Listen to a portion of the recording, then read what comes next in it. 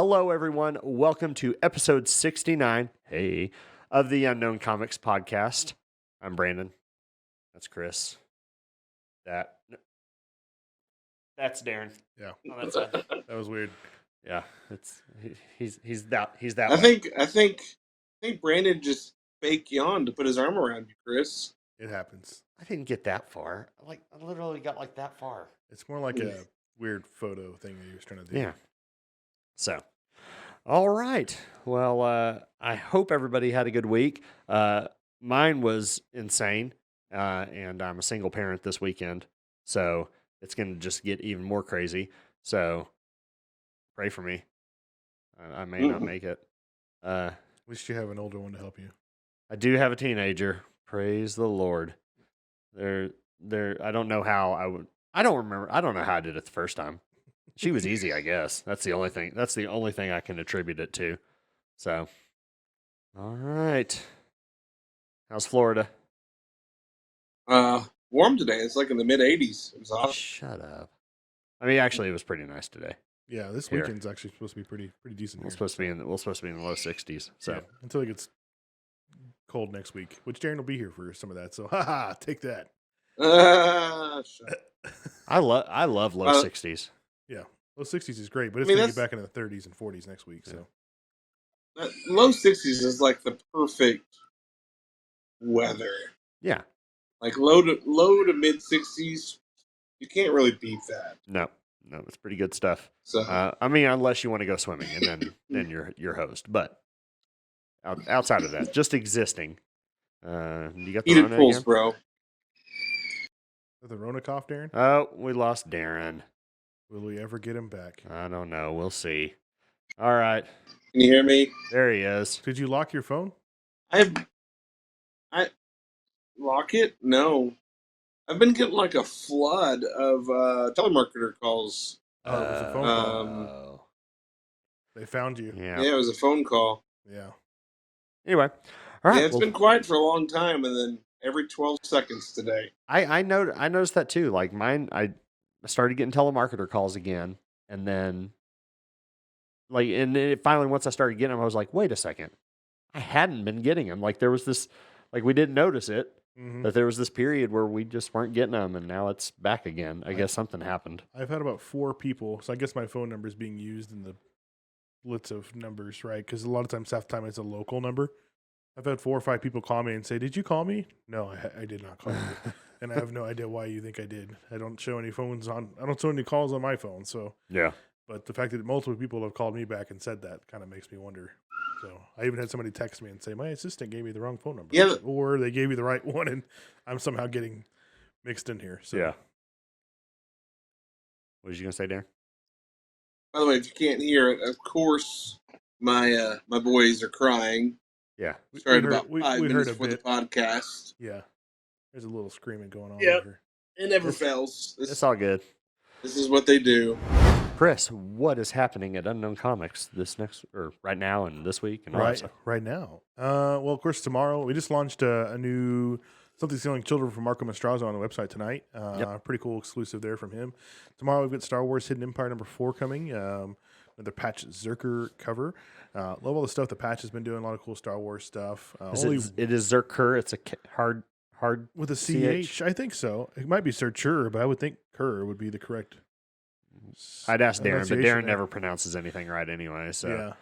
uh, There's only one more issue left of that. Mike So- Perkins makes fun of me all the time. everybody makes fun of you all the time because of how you pronounce things. It's not just him. Oh, Yeah.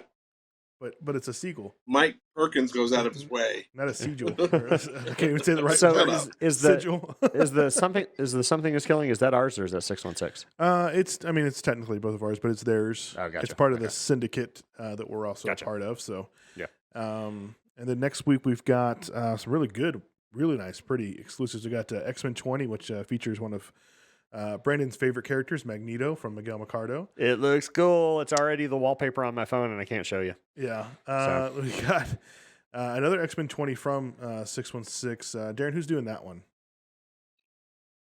Darren. He's thinking. Thiago Silva. Okay.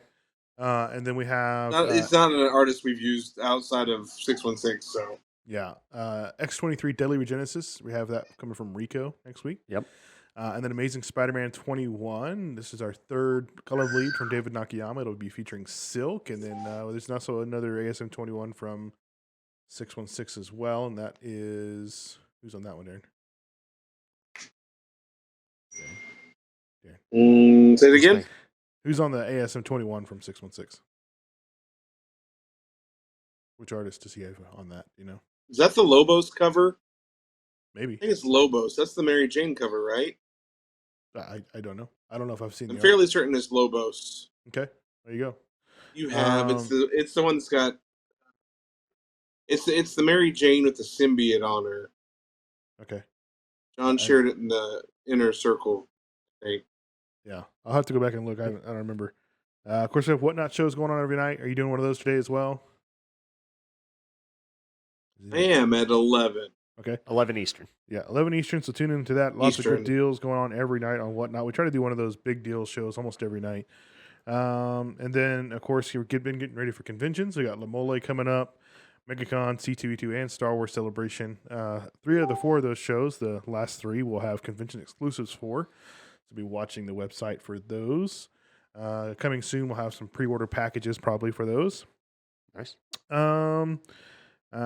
So that's kind of what we got there. As far as like sales, we just launched a lot more stuff into our warehouse clearance today. So check that stuff out. New Thor books going in there, some older Venom stuff going in there. And then I had a really good bundle, 7-pack of Spider-Man 2099 deals. Spider-Man 2099 Exodus. Just had a pretty good pack of that go up as well. So 29.9. There we go. Which includes Carr Andrews, Tony Daniel, and Alan Quall covers. Yep. Yeah, so 7-pack. Trade dress only $40 for all 7 exclusives. Then you get all 7 Virgin exclusives for $70, I believe. So huge savings, pretty That's good a deal. deals. Check it out, unknowncomicbooks.com. All right. Thanks, Chris. And of course, we will have previews of all of the books that we're launching next week, and kind of a review of everything that we've launched from the syndicate and our partner stores on the This Week at Unknown video on YouTube. So if you're not subscribed to YouTube yet, you need to. And of course, Sarah also has her FOC video that she just posted today on YouTube. Darren, why are you showing us a paint pot? To bother Sure. you. To bother you. To throw me off my game. Anyway, Sarah posted her FOC video, her top 5 FOC video. So if you want to know what you need to be pre-ordering this week, definitely go by and find that, and you could possibly win something by watching either video. So you should do that. Winning's cool. Winning's cool. Darren, what are you into this week? What'd you watch? What'd you do?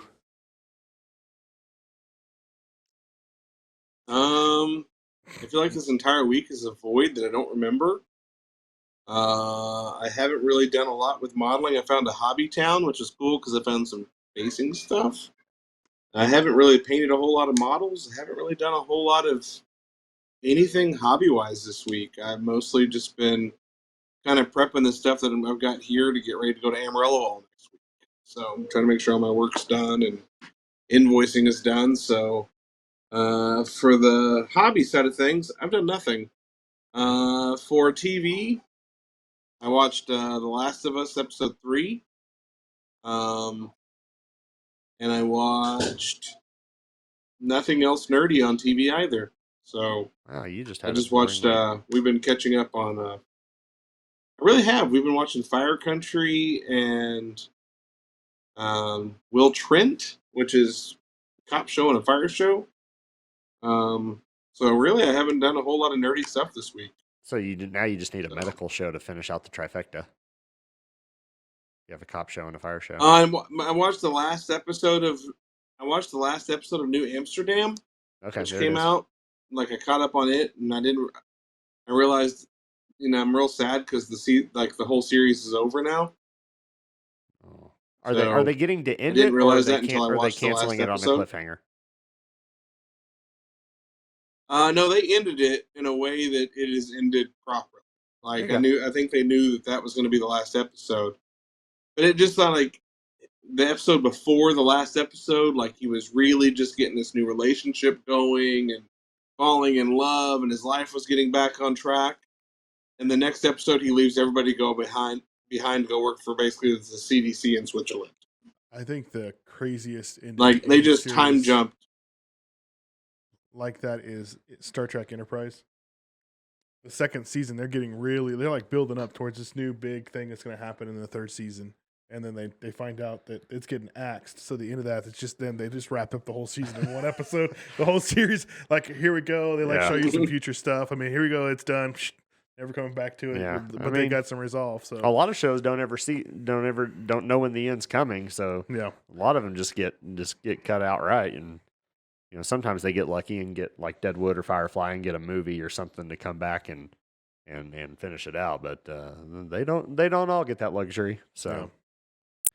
All right, Chris. There are a lot of good shows that just end.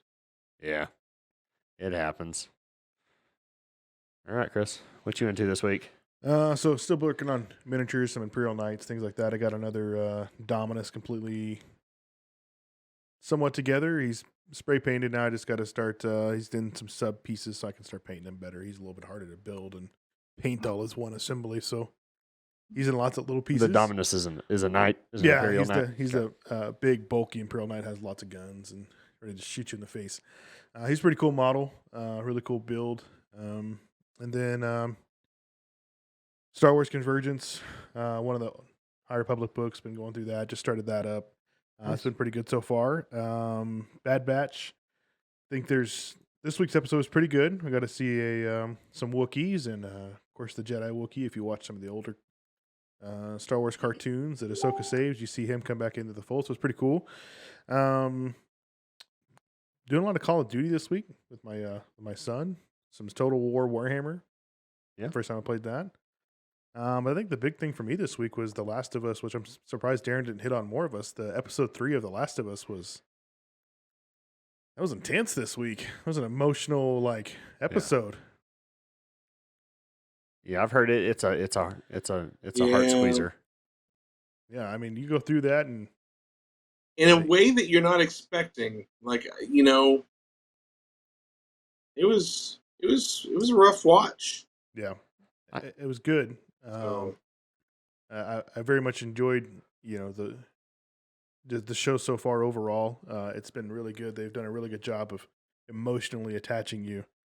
I mean, there's a couple of characters in this episode that this may be the only episode we see them in, but you're attached to those characters by the end of it. So. Which, from what I'm told, again, I'm not watching the series. This is just what I'm catching hearsay, and of course, I didn't play the game. But the characters that they introduced in this episode are like minor blips in the video game. Mm-hmm. Like they're talked about, but they just basically took this one little thing and just said, "Hey, this is an episode." Which is that's pretty cool if you're a fan of the video game. Is now you're getting these stories, these expanded stories of things that you saw. So that's pretty cool.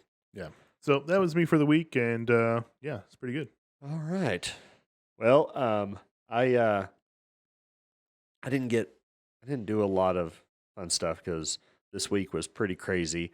I had some kind of work hardware gear crises this week that pretty much ate my lunch and made me cry and almost quit. And yeah, and technically still not over. It's still not over, but it's at a manageable point. So I watched the episode of Bad Batch, so we're all caught up on Bad Batch. Or actually, we caught up on all the episodes. There's 2 next week. Yeah, which it's kind of weird. Bad Batch is hit or miss. There's really good episodes, and then there's episodes that I cannot stay awake during, like the treasure hunt episode. Mm-hmm. I could not have cared less about that episode, but like the one that was mostly that a couple weeks ago that was Cody and Crosshair. Yeah, that was a good one. Like that's good. Mm-hmm. Again, I'm wanting to see like this overarching story. Like these little side stories are fine, and I understand why they do it. Have you seen some of the titles for some of the next couple episodes? A lot of them are about it looks like we're going to start getting to see kind of some of the clone transition, like you've been talking about. Like, good. So I think we're going to see more of the kind of the Empire in that way, like how it's changing. Yeah, going from this to that. Which the Imperial officer that they introduced, or bureaucrat or whatever he is, I mean, you can tell that's his goal, right? Mm-hmm. He for does sure. not want the clones around anymore, so he's jockeying to, you know, have a conscripted military or a volunteer, whatever their methods are going to be. Um, so that's why I keep watching. That's why I want to see him. Plus, my daughter's totally into it, and we like making fun of the Australian New Zealand accents. Oh, I think the thing that today or yesterday's episode is also you got to see a little bit more why the Wookiees want to rip off arms.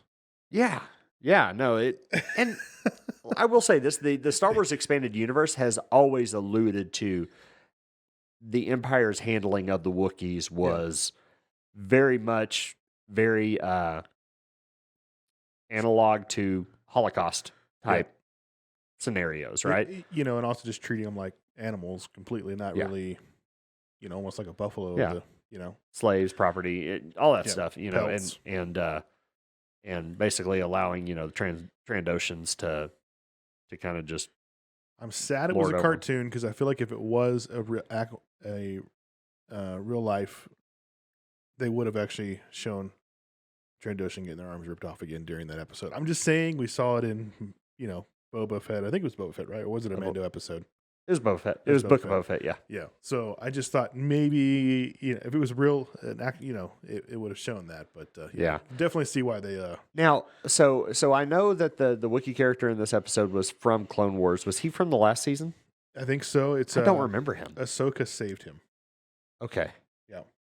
He was a youngling that Ahsoka saved from. I think it might be the temple. Okay. Or something like that. So it was interesting to see him come back again. I figured they were going to use him over. Yeah. So that means he could be around again for. I think I'm something else. I think I'm starting to realize that I just probably spot watched that last season of Clone Wars and just kind of watched the things that I wanted to see. And Yeah, I mean didn't that's where watch they all of it. introduced the Bad Batch, of course, and then kind of set up the future of Ahsoka, and of course even right now where we're going in Mandalore, set all that up with him going back to Mandalore this year in the Mandalorian season 3. So.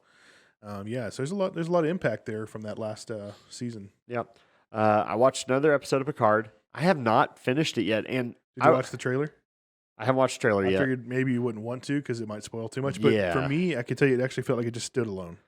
Yeah, after watching it, I'm not avoiding trailers for season 3, but I'm not really seeking it out. I will say season 2 is not grabbing me like season 1 did. Mm-hmm. I'm finding it harder to push myself through it, and it's not that it's bad. I just, for whatever reason, granted I've got a lot of stuff going on, and so finding time to do that, and trying to work in family and game time and stuff like that. It's just been hard, but yeah. So I started doing a solo campaign of Marvel United on Tabletop Simulator, and that's really fun. Having a good time with that. I've done pretty good. I've only lost one time so far to Avalanche of all people, but I beat Sinister. I beat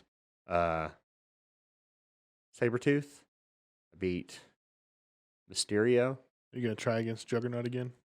Because we sucked. Well, it's if he comes up. So like this campaign system is it's like a card based system. So you basically put so many cards in a pool, and you randomly draw one, and if it's a villain, then you play a scenario against the villain, and if you win, it adds so many cards to your pool. If you lose, it adds so many different cards to your pool, and does different things. So it kind of has these branching ways that you play as you go through it. So that is what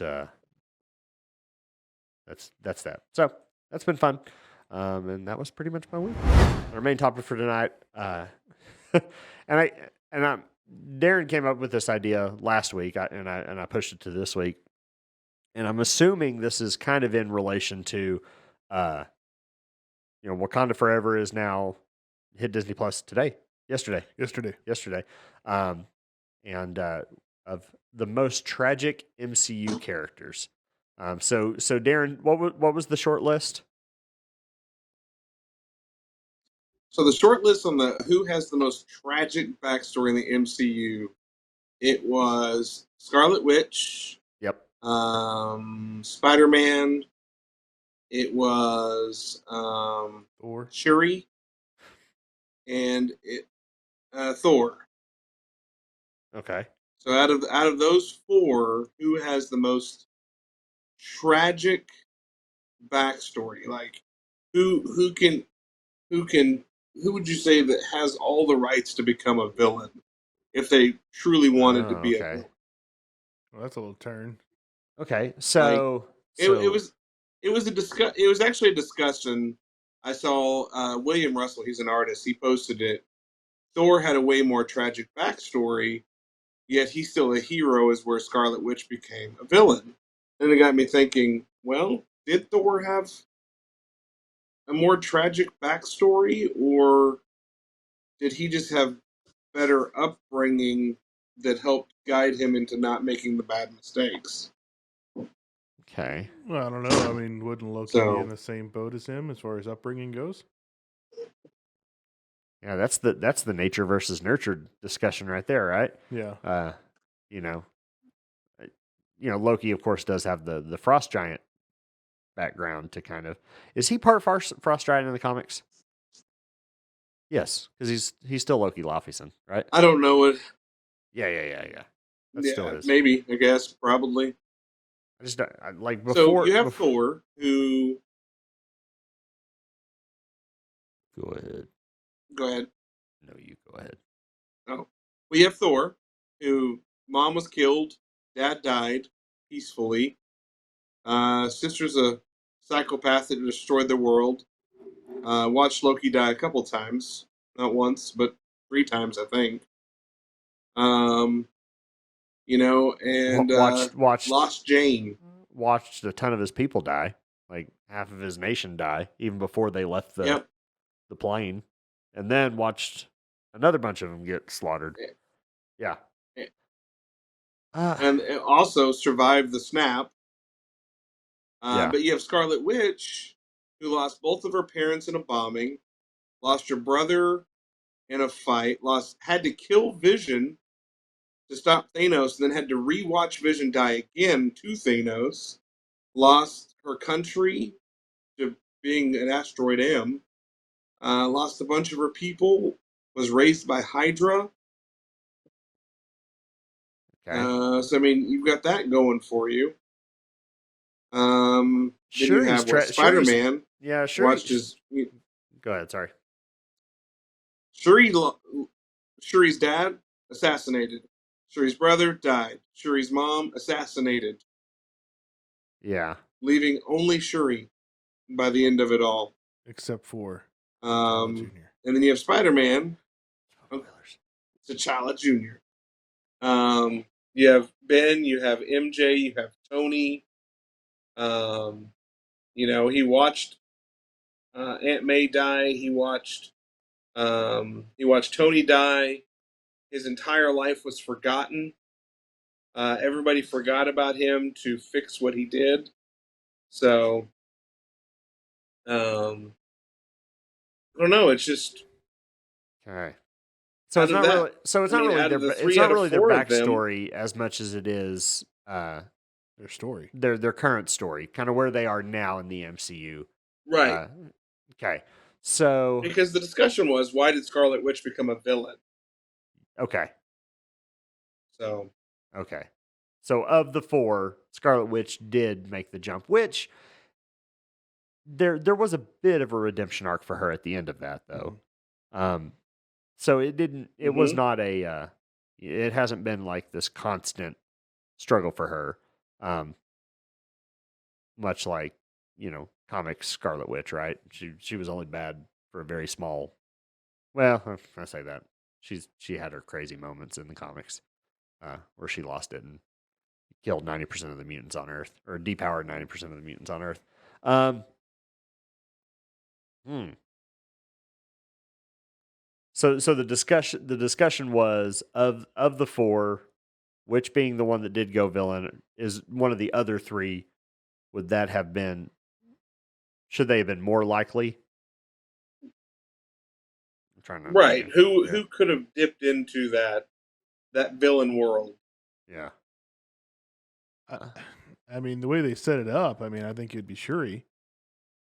They kind of give you a little bit of I was just kind of because Levi was watching it again yesterday, and I was kind of just while I'm moseying around the house doing stuff, and last night, there's points that you can see that she's, curious to see what it would be like if they did go down the route of helping Namor, you know, fight the war against the world. It's not that she Right. is totally against what he's saying. So I mean, there's that. Right. Well, then she turns once he kills Ramonda, Mhm. and then it was her vengeance arc, right? And And you see her get really close to that temptation of taking him out. So yeah, because a lot of her trauma would have been more recent. yeah, it's very immediate. Yeah, with the exception of her T'Chaka, the other two were fairly quick succession and all of that. Which Thor's was pretty bam bam bam too. Mhm. I mean, it's hard to tell. It's assumed that from Ragnarok to Infinity War is not a very long period of time. No, with days. Yeah. Yeah. Oh, because you see the ship at the end of Ragnarok. That's right. It's all within days of each other. Yeah. Yeah, so he literally Right. loses half of his planet, and then he loses his brother again, and the rest of everybody there. Yeah, so I vote Thor because you do see him lose it and lose it hard. He doesn't lose it in the angle that sends him to villainy, but he could have. Luckily, he kind of just waddles into grief eating as opposed Eating. to grief killing. yeah. He definitely would have I been. mean, he beheads Thanos and then goes into depression. Yeah. Definitely would have been the worst of the villains had he turned. I would say out of those story arcs, outside of who the character is, right? Because Thor is just a protector. That's what he is. Yeah. So it was never about him. It's just the fact that all these things happened to him. If you're thinking of who of those characters, I mean, Thor definitely has the most reason just to go freaking crazy and just start killing people like crazy. Yeah. I mean, he's just of all the things, but I don't know. I guess he felt like maybe he got that redemption by killing Thanos, so he didn't have to go after anybody else after that. But Right. Yeah. I mean, to know that, I mean, his loss is definitely the worst loss. I think if you're talking about that, who has the most loss, it's definitely him. Because Spider-Man can make those relationships again. Now we haven't got to a point where we're really seeing him have that dark path, but I think that's got to be coming. With What happens when he comes in contact with the black goo? Yeah, that's we're getting to that point, right? We're at that point where we got to see Spider-Man in the Venom suit at some point. So Yeah. And whether Right. it be a completely different black suit or it is Tom Hardy's Venom, whatever. But we're getting to the point where we got to get to that part. So I still don't understand that post-credit scene at all. It just totally makes my eyes cross why that would have happened in the first place. the Venom and Why Venom was snapped into their universe. yeah, Because he didn't even know a Peter Parker or a Spider-Man existed. Why would he have come in? Because the whole pretense of why they were coming into that reality was they knew Peter Parker was Spider-Man. well, he did leave a little bit of Venom behind. Yeah, well, that's the other part of it is one, why the hell's he there in the first place? Yeah. Two, why doesn't all of him leave? The other thing is the way the Clintar stuff works now is they're pretty much multiverse creatures. So the Venom of that whatever universe could technically know about He's like a the Nexus. 616 universe. He's a Nexus type being. Yeah, the Clintar are Well, they would have available to do that. they would have gone off of the Spider-Man from Tobey Maguire.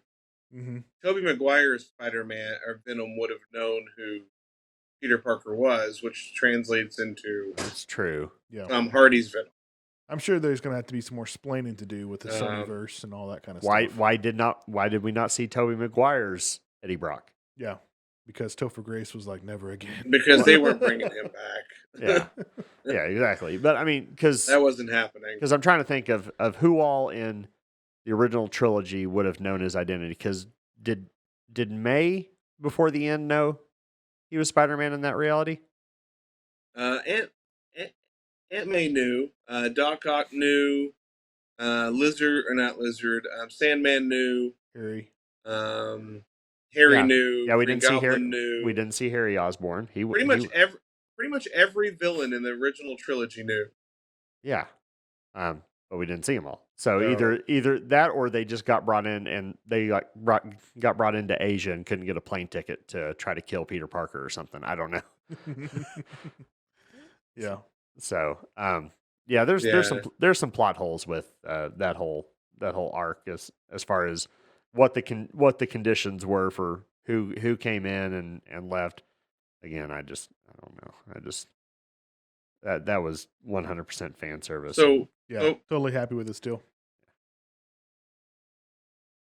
so for me, Scarlet Witch was still the most likely to become a villain and stay a villain. The other thing the three others had that she didn't have was parents. I yeah, mean, she was raised by Hydra.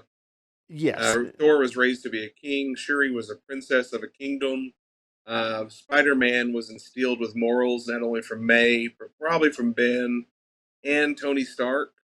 yep, So you have three positive things feeding into you. Is where Scarlet Witch, up until she joined the Avengers, the day she joined the Avengers was the first day she was taught morals. Um, and then she just continuously had to watch everything she loved and cared about die. Um, and so there was just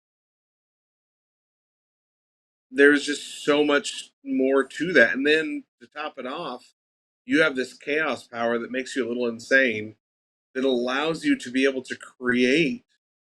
I mean, she created her children from nothing yeah, and created a life for herself, and then found out, none of it was real when she started getting her grasp on reality. I do think the jump from WandaVision to uh, the Doctor Strange movie was a bit much. I don't feel like she was going to become the villain I think based on they how WandaVision I ended. think they played. I thought she was healing. Yeah, well, I think the Darkhold played into that Yeah, for sure. because the Darkhold was not what Right. created Westview, right? That was her.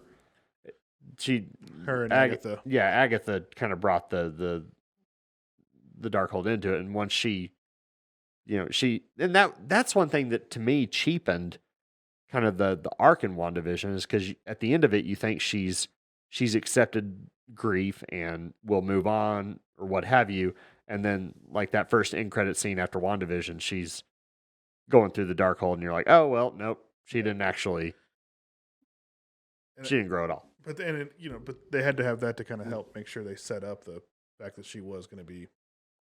Yeah, and sometimes you wonder if that's the writers of WandaVision did not know the arc of multiverse of madness, and so at the last minute they're like, "Hey, we need to film this scene real quick and kind of make it like a connective bridge between the two." I almost wonder if that isn't what happened.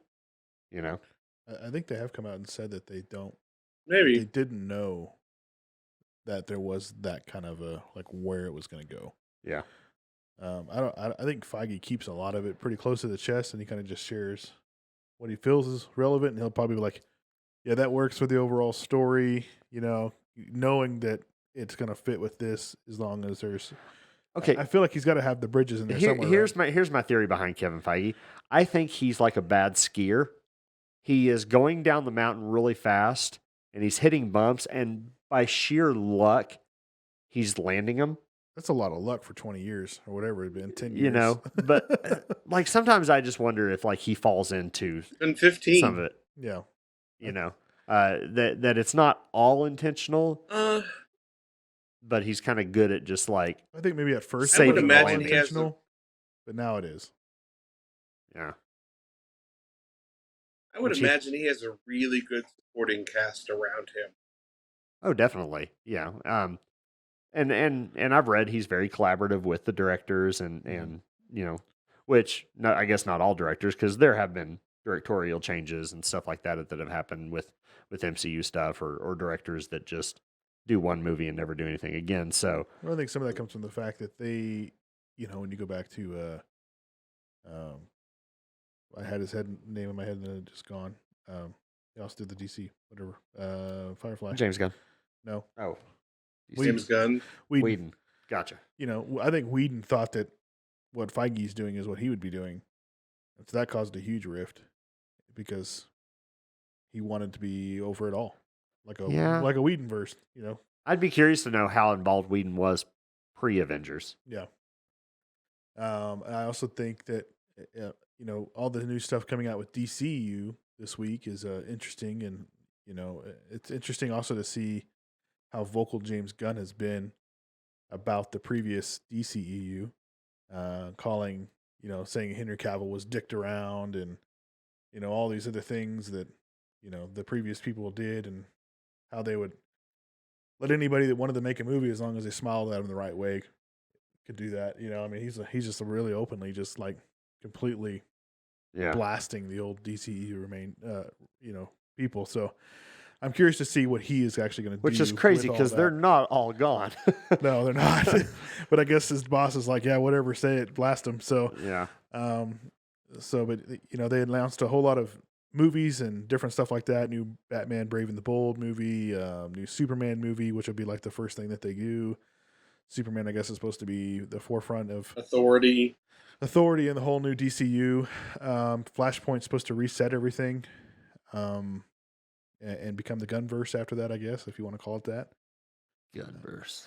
But they already have some people coming back, like Waller is still going to be her, and Peacemaker's still going to be Peacemaker. So I'm not sure if they're going to maybe change some things here and there so it fits the new narrative. But some of the actors we have already could still be in the future of the DCU. Which MCU is doing that too, right? Where they're plucking people in from the other past franchises. Yeah. With Daredevil and all that. So he announced a Green Lantern TV show, new animated series. Lots of cool stuff though. The DC announced. It's pretty exciting. Yeah. So hopefully it's good. I'm with you, Darren. I think Witch probably does have the most tragic arc. Thor's is a pretty close second. I don't know, but I think you're right though. It has to. I would actually put Peter Parker. I would put Peter Parker at second. Really, I wouldn't. Because he was a kid. Yeah, I mean, he's a kid that lost everything. Like he literally lost everything. His existence has been lost. As a senior in high school, Thor was raised as a king. He was raised to accept losses. And he lost a lot, but even at that, he still had the people he met on Earth. He still had the Avengers. He still had half his people. He still had Meek and Korg, Valkyrie. I mean, he still had some foundation of people to keep him grounded. Yeah. I mean, at the time, he still had the idea of Jane Foster until she died. But now he has this little adopted daughter. But Peter lost everything. I mean, and you saw that he was going to kill the Green Goblin if Mephisto will give it all back to him. Yeah. The ultimate bad guy. It'll be the new, like the Agnetha song, but it'll be Mephisto. It was Mephisto all along. Yeah. You'll find out it wasn't really strange. What's going to be funny, though, is wouldn't it be hilarious, though, if we get to the end of the MCU, they finally say it's over and there was never a Mephisto? At this point, that may be something they're like... they never introduced Mephisto as a character.